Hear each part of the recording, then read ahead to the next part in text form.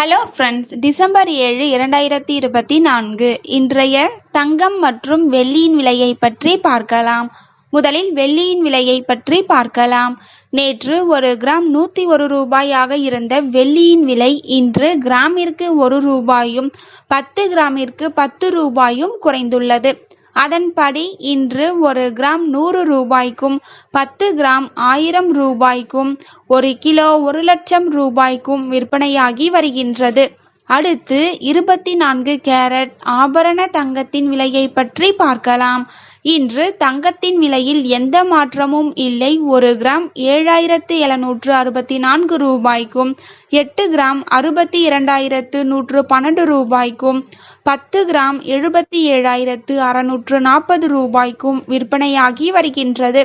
அடுத்து 22 கேரட் ஆபரண தங்கத்தின் விலையை பற்றி பார்க்கலாம்.